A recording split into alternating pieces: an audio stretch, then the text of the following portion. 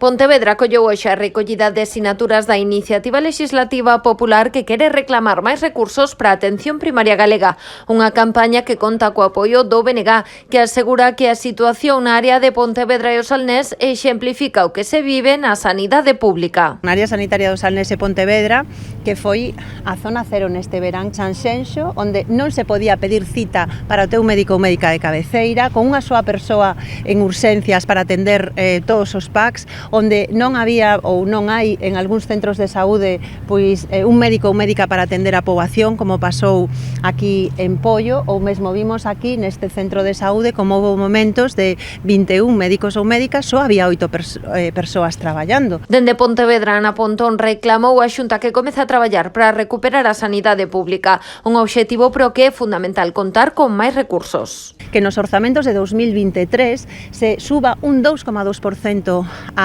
os recursos destinados á atención primaria, eso é como mínimo 200 millóns de euros máis, e que esos recursos se utilicen para contratar a máis personal, para darlle máis estabilidade ás persoas que están en atención primaria e tamén para poñer en marcha un plan de atracción e retención de personal que marchou do noso país. Segundo o líder nacionalista, neste 2022 a atención primaria contou con 47 millóns de euros menos de orzamento que no 2009, situando a Galicia como a cuarta autonomía que menos inviste neste nivel da sanidade pública. E que a xente sabe que en moitos sitios non hai médicos e médicas, que non hai pediatras, que se tardan días e até semanas en poder acceder a unha cita co teu médico de primaria, e isto non é normal. Isto é cargarse a sanidade pública deste país e desde o BNG non o imos permitir. Un deterioro que deriva, aseguran dende o BNG, de decisións políticas deliberadas do Partido Popular. Pasamos de, efectivamente, atender no día, atender na hora, a dar cita. Alguén me daba unha cita ahora que pideu para o seu médico de atención primaria para o día 20 do mes de setembro, non?